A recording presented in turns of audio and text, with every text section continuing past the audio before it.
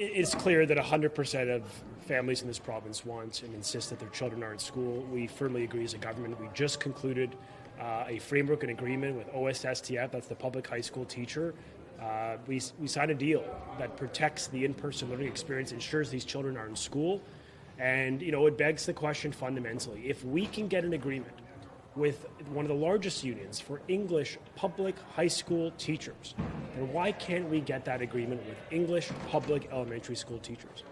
And 80% of those members voted in favor of our proposal.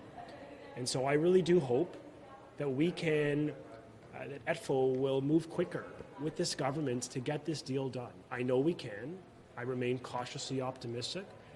But I do believe parents are expecting the parties to move and to get this done. And the government has now delivered a deal that 400,000 high school students now do not have any fear that they'll be in school for 3 straight years without interruption. And I just simply want to deliver that same predictability for every child, English and French, public and Catholic, in the province of Ontario. Does the striking result make any difference at the bargaining table for the government?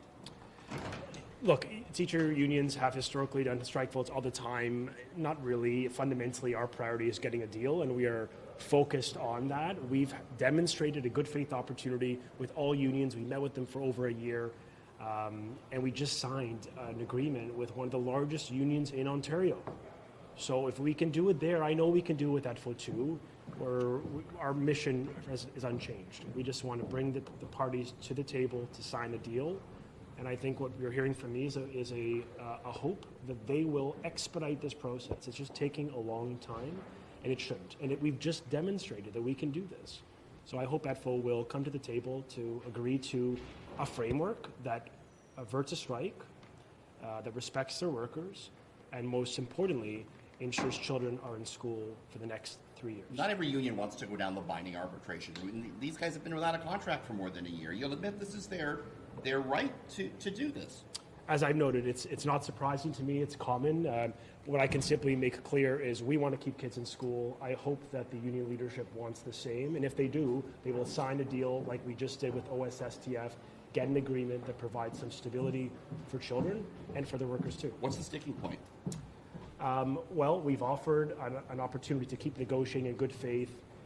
And if we can't agree on any outstanding issues, that would go to interest arbitration. Is it salary? I think I don't want to speak for the union. I know historically compensation is a challenge, but frankly, even if that is a difficulty, even if we can't agree on that number, we have proposed a mechanism that provides an independent, mutually selected upon arbitrator to remedy that decision. And so we do this with so many sectors in the public, in the government. And I have confidence we can do it too with ETFO. I just hope that they'll move quicker and get on with it. Because look, parents are watching and they're sort of scratching their head. How is it possible that union, the big high school union, was able to sign a deal, but not this union, the big public elementary school union? And it's a good question. I hope they will continue to work with us at the table, and I do believe we will get a deal. I just want to move it along. I want to provide predictability to Ontario families. Have they already said no, though? Haven't they already said no, though? And what is your plan if they continue to say no? Well, look, I'm appealing to them to do the right thing for children and their members. We've been able to, one big union said yes, and that creates a bit of precedent. And I think ETFO said no. They said no for now.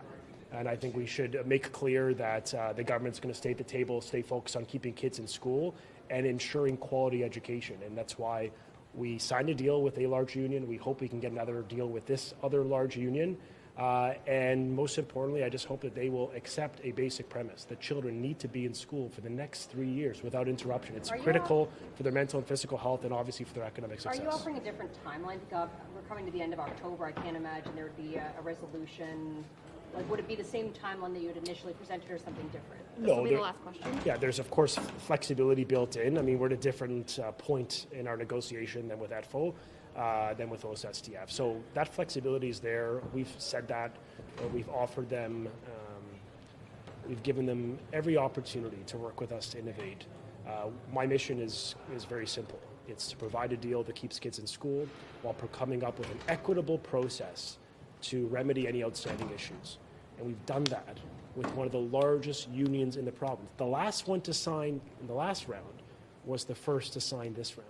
If we can do that with OSSTF, and I mean this, I know we can do this with EFO, we can do it with EWECTA, we can do it with AFO, the French and Catholic unions respectively. But it takes them to come to the table and to sign a deal that protects the in-person learning experience, keeps these kids in school. Nothing should matter more. And every parent I've heard, 100% of Ontario families have been abundantly clear after the pandemic and after rotating strikes, they demand the union and government and school board come together to keep their kids in class. And I, as minister, will do everything I can to make that case, to get the unions to move quicker and to sign a deal that keeps these children in school. I got to go speak in the legislature. Thank you.